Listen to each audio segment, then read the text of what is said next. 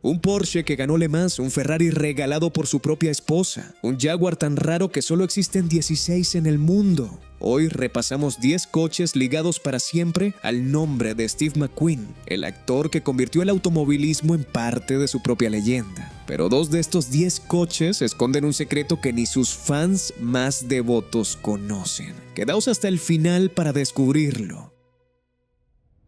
Verano de 1970. Steve McQueen, ya convertido en una de las mayores estrellas de Hollywood gracias a películas como La Gran Evasión y El caso de Thomas Crown, decide invertir su propio dinero y el de su productora, Solar Productions, en un proyecto que muchos en la industria del cine consideraban una locura. Rodar una película sobre las 24 horas de Le Mans, utilizando coches de carreras reales, pilotados a velocidades reales, sin trucos de cámara ni acelerones de postproducción. Para ese proyecto, Solar Productions compra directamente de fábrica un Porsche 917K, con el chasis marcado como 917-022, la unidad que se convertiría en el llamado coche protagonista de la película.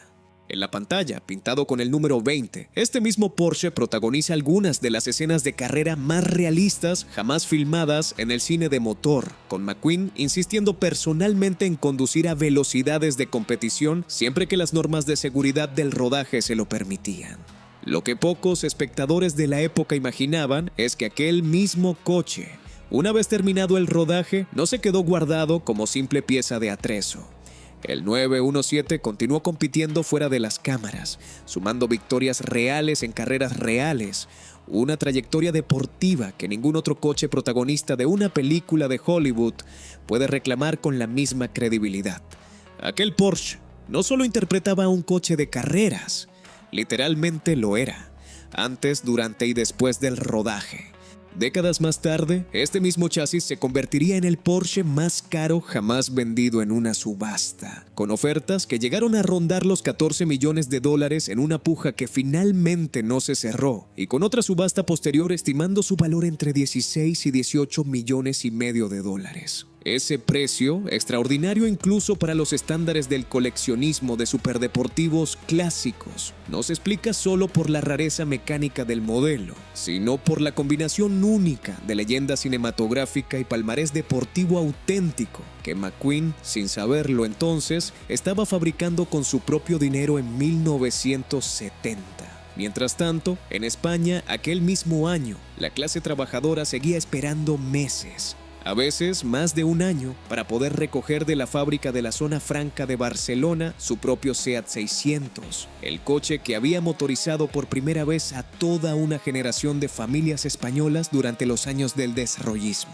La distancia entre aquellas listas de espera para un utilitario modesto y el Porsche de carreras que McQueen financiaba de su propio bolsillo ilustra bien, sin necesidad de subrayarlo demasiado, lo diferentes que podían llegar a ser dos experiencias del automóvil vividas exactamente en el mismo momento histórico, a ambos lados del Atlántico.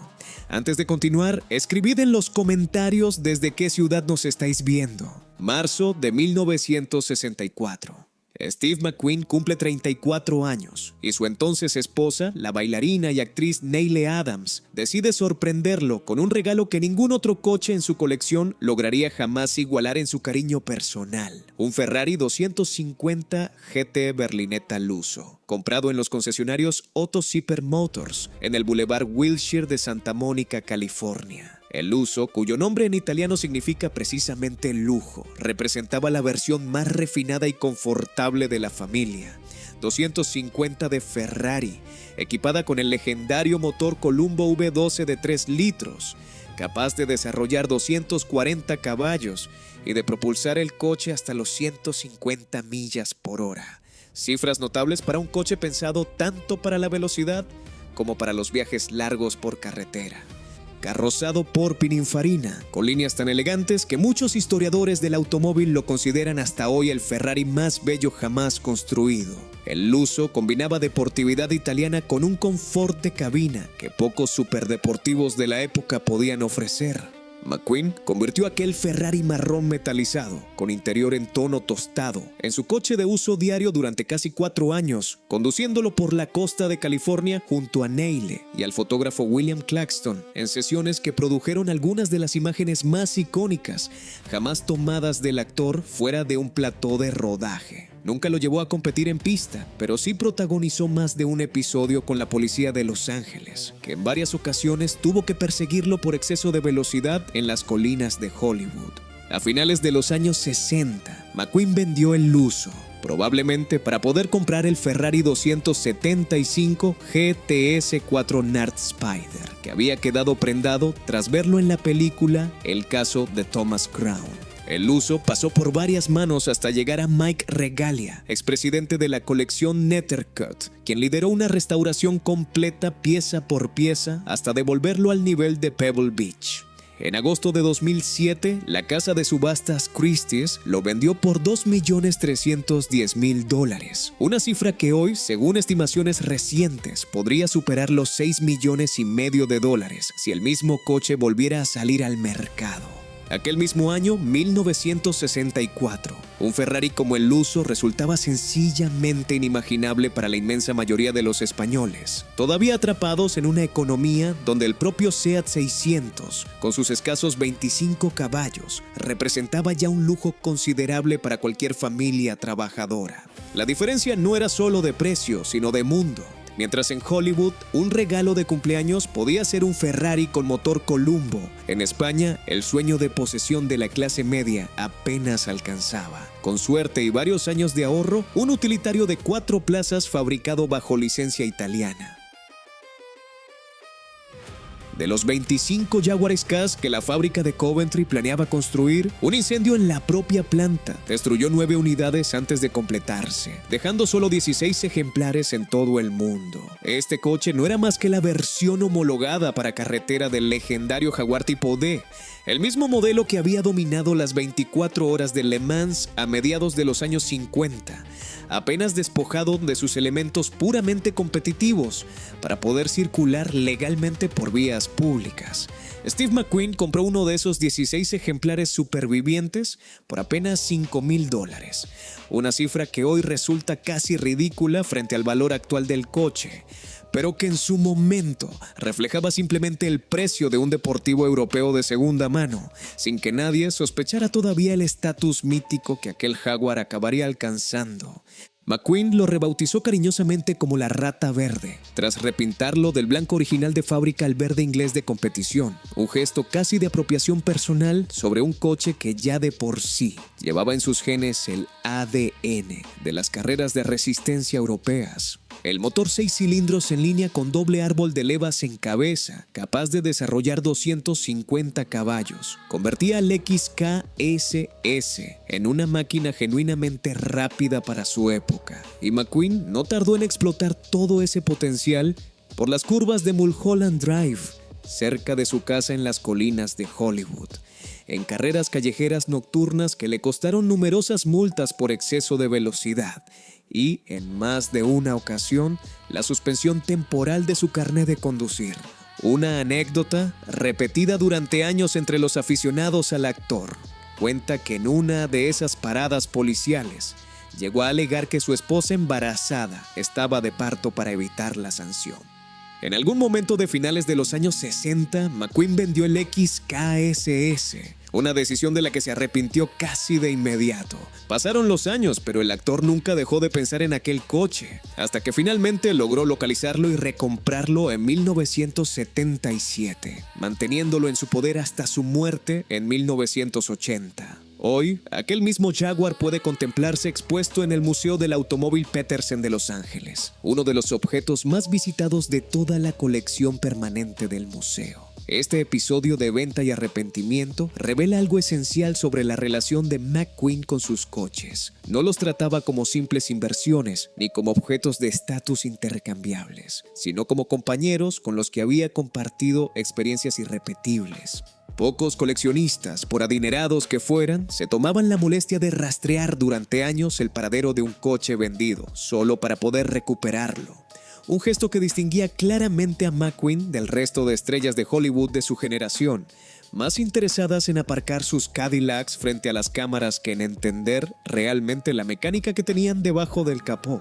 Antes de las mansiones de Hollywood Hills, antes de los contratos millonarios, antes incluso de que el gran público conociera su nombre, Steve McQueen ya era un apasionado de los coches deportivos europeos. A finales de los años 50, todavía luchando por hacerse un hueco como actor entre pequeños papeles de teatro y televisión en Nueva York, McQueen se compró su primer coche nuevo de verdad, a un Porsche 356 Speedster 1600 Super. Este modelo había nacido en 1954. Por sugerencia de Max Hoffman, el importador de coches europeos afincado en Nueva York, que convenció a Ferry Porsche de crear una versión despojada y ligera del 356, pensada específicamente para el creciente mercado norteamericano de las carreras de clubes amateur.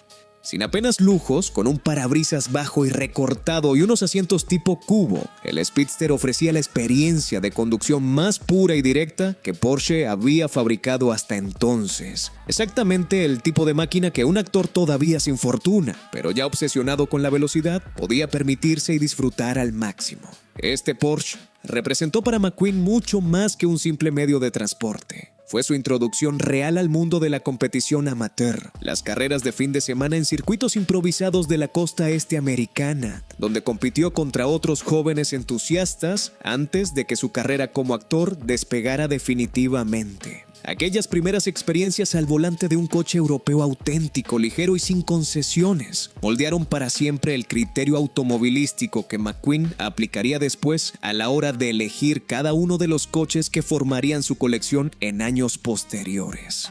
Es fácil ver con la distancia de las décadas cómo aquel modesto Speedster marcó una línea directa hasta el resto de coches de esta lista. El mismo instinto que llevó a un actor sin recursos a elegir un Porsche austero y funcional en lugar de un coupé americano más ostentoso es el que después le llevaría a comprar el Jaguar XKSS, a exigir realismo absoluto en el rodaje de Le Mans y a convertirse en uno de los pocos actores de Hollywood capaces de competir de verdad y no solo de posar al volante de un coche de carreras. Curiosamente, aquellos mismos años en que un joven McQueen ahorraba para comprarse su primer Porsche en Nueva York, España vivía todavía bajo un régimen de autarquía económica que hacía prácticamente imposible importar cualquier automóvil extranjero sin permisos especiales del gobierno.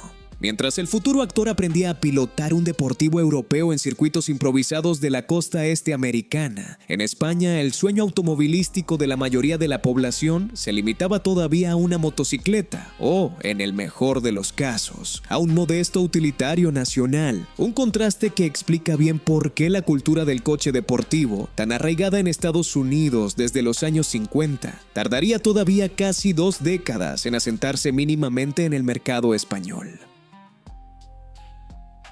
La secuencia de apertura de la película Le Mans, estrenada en 1971, se ha convertido con el paso de los años en una de las escenas más estudiadas y admiradas de toda la historia del cine de motor, precisamente por su ausencia casi total de diálogo y su absoluta fidelidad a la experiencia real de conducir por las carreteras francesas rumbo al circuito. El coche que McQueen conduce en esos primeros minutos de metraje es un Porsche 911S de 1970. Aquel 911S no era en un principio propiedad personal del actor, sino un vehículo adquirido específicamente para que McQueen pudiera desplazarse por Europa durante los largos meses de rodaje en Francia, moviéndose entre localizaciones, hoteles y el propio circuito de la Sarthe, con la discreción y agilidad que solo un coche deportivo compacto podía ofrecerle frente a las limusinas habituales de las grandes producciones de Hollywood.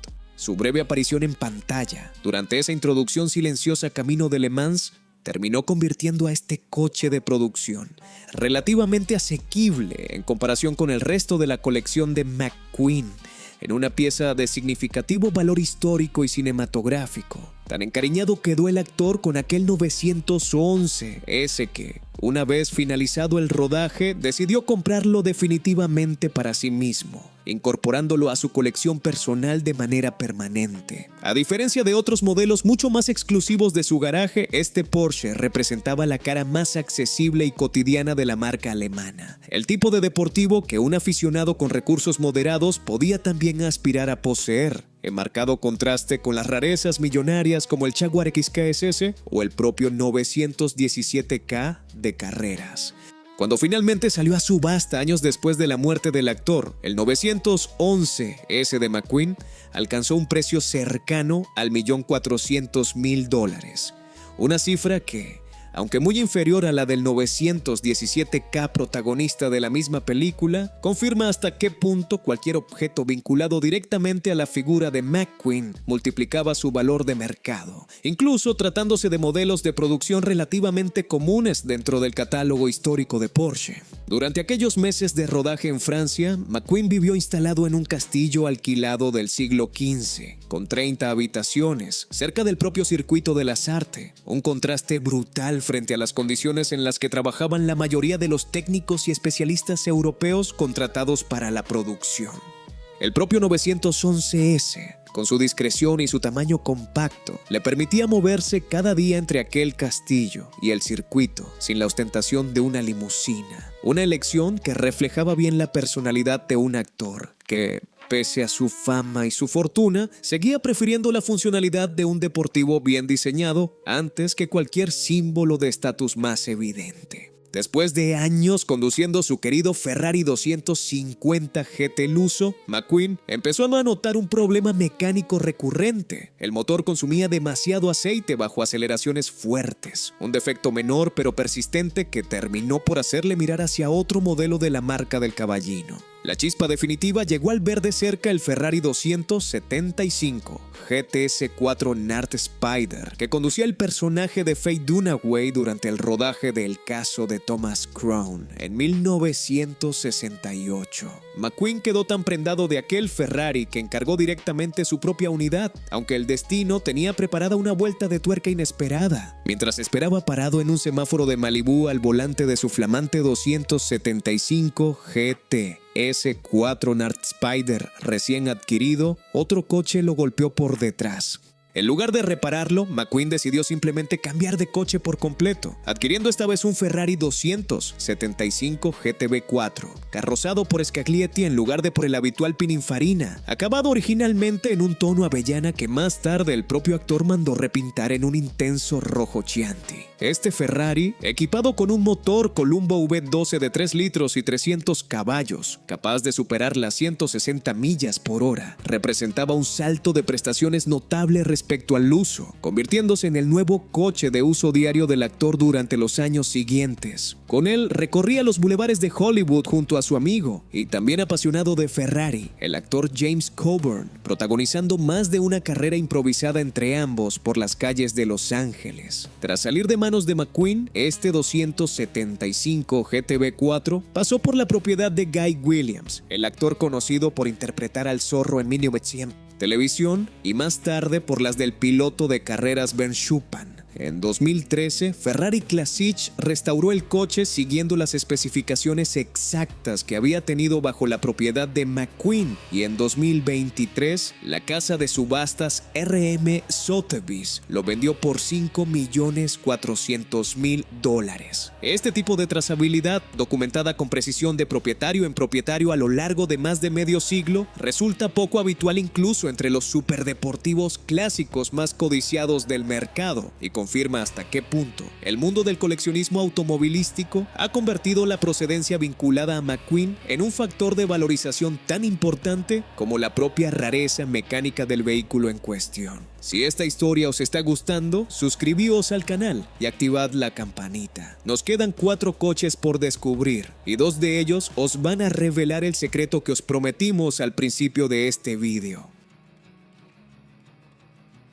1976, 4 años antes de su muerte. Steve McQueen encarga a Porsche un 930 Turbo pintado en un particular tono gris pizarra, equipado con el característico motor 3 litros sin intercooler, que llevaba la potencia a las ruedas traseras.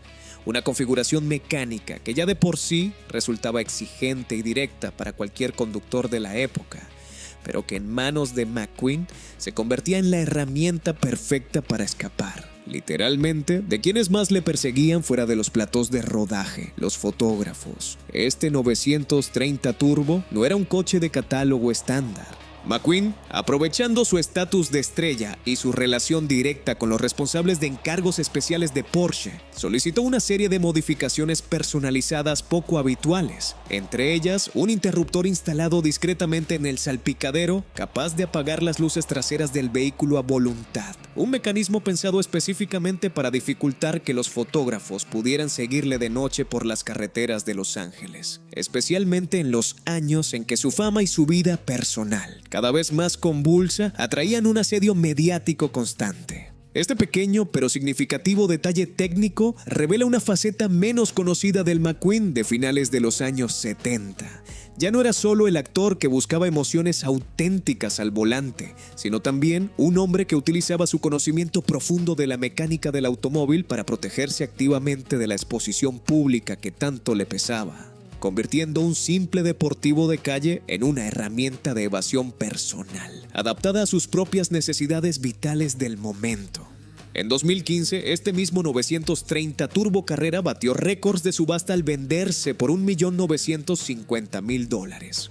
Una cifra notablemente alta para un modelo de producción relativamente reciente dentro del catálogo histórico de Porsche, explicable únicamente por la combinación de su procedencia directa de la colección personal de McQueen y por esas modificaciones tan personales y tan reveladoras del carácter del actor en los últimos años de su vida. Aquellos últimos años de la vida de McQueen coincidieron, curiosamente, con un momento de apertura fundamental para España. El país acababa de dejar atrás la transición y empezaba a preparar su entrada en la Comunidad Económica Europea, un proceso que culminaría en 1986 con la llegada masiva de capital extranjero al sector del automóvil, incluida la histórica entrada de Volkswagen en el capital de SEAT. El mercado español todavía cerrado a buena parte de las importaciones directas de deportivos como el propio 930 Turbo. Tardaría todavía varios años en abrirse verdaderamente a este tipo de vehículos exclusivos que en Estados Unidos ya circulaban con normalidad por las calles de Los Ángeles. Ningún coche está tan íntimamente ligado al nombre de Steve McQueen como el Ford Mustang GT 390 verde Highland, que conduce en la persecución más famosa de la historia del cine, en la película Bullitt, estrenada en 1968. La escena, rodada íntegramente en las calles empinadas de San Francisco, con el Mustang de McQueen contra un Dodge Charger R-Barrate conducido por los villanos, sigue estudiándose hoy en las escuelas de cine como el estándar de referencia de cómo se debe rodar una persecución de coches sin apoyarse en efectos especiales. Pero aquí llega la primera de las dos revelaciones que os prometimos al principio de este vídeo. Steve McQueen nunca fue el propietario de aquel Mustang.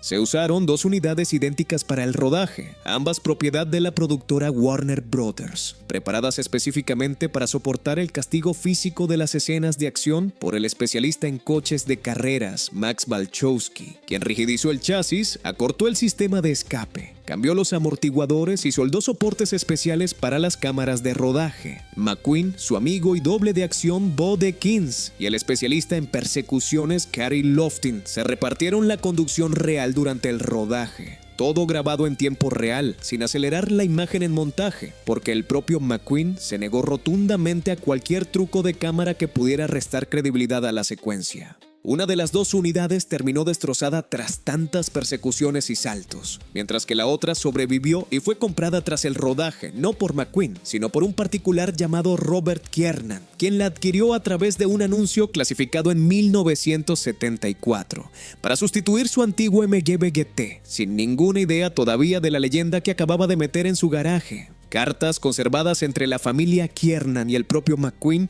revelan que el actor intentó en varias ocasiones a lo largo de los años recomprar aquel Mustang, pero la familia siempre se negó a vender. El coche permaneció oculto, prácticamente desaparecido del ojo público, hasta que resurgió para celebrar el 50 aniversario de la película en el Festival de la Velocidad de Goodwood en 2018.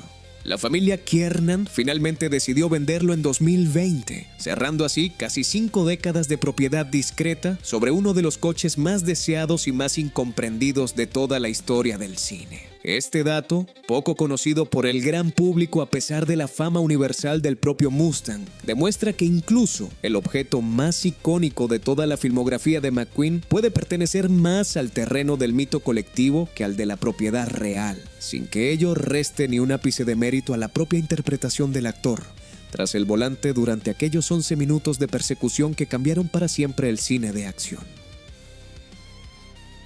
Aquí llega la segunda revelación prometida al principio de este vídeo, y esta es todavía más sorprendente que la anterior. El Ford GT40 que aparece en Le Mans no era, como muchos aficionados asumen, un coche que McQueen condujera por placer entre toma y toma. Era literalmente una cámara de cine con ruedas. El chasis en cuestión, matriculado internamente como P1074, había corrido de verdad la temporada anterior bajo los colores Gulf Mirage del equipo JPOA, pilotado nada menos que por Jackie Ickx, el hombre que con el tiempo se convertiría en el piloto con más victorias en la historia de Le Mans. En 1970, la productora de McQueen, Solar Productions, compró aquel GT40 con un único propósito: convertirlo en coche cámara, capaz de perseguir a velocidades de competición real a los Porsche 917 y 908 que protagonizaban las escenas de carrera del filme. Para cumplir esa función, el equipo técnico de la producción sometió al GT40 a una transformación radical. Le retiraron por completo la sección del techo, soldaron las puertas para reforzar la estructura ante la ausencia del techo original y montaron varias cámaras de cine directamente sobre el chasis. El resultado era un coche extraordinariamente complicado de conducir, casi irreconocible frente al GT40 de competición original, pero capaz de mantener el ritmo de los verdaderos protagonistas de la película durante los 5 meses que duró el rodaje en el circuito de la Sarfe. Terminado el rodaje, el coche pasó por las manos de varios coleccionistas, que le devolvieron su techo original y su aspecto de competición clásico. En 2012, la casa de subastas RM Sotheby's lo vendió en Pebble Beach por $11 millones, convirtiéndolo en el Ford más caro jamás subastado y en el coche americano más caro vendido en subasta hasta ese momento. Y por si aquel precio récord no correspondía a un GT40 cualquiera, ni siquiera a un GT40 con palmarés deportivo. Correspondías a una herramienta de cine comprada por la propia productora de McQueen, que terminó convirtiéndose en una de las piezas más valiosas de toda la historia del automovilismo relacionado con Hollywood. Curiosamente, aquel mismo año de 1970, mientras Solar Productions transformaba un auténtico coche de Le Mans en una simple herramienta de rodaje, España firmaba su primer acuerdo comercial preferencial con la Comunidad Económica Europea, un primer paso tímido hacia la apertura económica que, 16 años después, terminaría integrando por completo al país en el mercado automovilístico continental. Y ahora, para cerrar esta lista, el coche que demuestra que, más allá de los mitos que hemos desmontado en los 2 capítulos anteriores, la pasión de McQueen por la competición real nunca fue una simple pose publicitaria. Marzo de 1970, 12 horas de Sebring, Florida. Steve McQueen se presenta a la salida con un pie todavía escayolado tras haberse roto el tobillo pocas semanas antes practicando motocross. Y aún así, insiste en subirse a un Porsche 908 para competir en una de las carreras de resistencia más exigentes del calendario internacional. Junto al piloto Peter Revson, McQueen completó las 12 horas completas de carrera prácticamente sin relevos adicionales, conduciendo buena parte del tiempo con el pie escayolado empotrado de forma incómoda contra el pedal del embrague. El resultado, contra todo pronóstico dado su estado físico, fue un segundo puesto absoluto, apenas superado por el Ferrari 512S oficial, un resultado que ningún otro actor de Hollywood, ni antes ni después, ha logrado igualar en una carrera de resistencia profesional de este nivel. Aquel mismo Porsche 908, con las cámaras de la producción todavía instaladas desde la propia carrera de Sebring, se convirtió después en parte del material real utilizado para la película Le Mans, entrada de nuevo por Solar Productions en la edición de 1970 de la carrera francesa, aunque esta vez sin McQueen al volante. Su compañía de seguros se negó a autorizar que compitiera en persona en Le Mans, obligándole a conformarse con dirigir y protagonizar la ficción en torno a una carrera real que él mismo tanto había deseado disputar como piloto. Y aquí está la verdadera revelación de toda esta lista, la que conecta todos los capítulos anteriores. Los mitos que hemos desmontado, el Mustang de Bullitt, que nunca fue suyo, y el GT40, que en realidad era una cámara con ruedas, no restan ni un ápice de credibilidad a la figura de McQueen como verdadero apasionado del motor. Al contrario, precisamente porque este segundo puesto en Sebring, conducido con un pie roto, fue absolutamente real, sin trucos ni dobles, el resto de su leyenda automovilística, incluidos los mitos, resulta hoy tan difícil de separar de la verdad.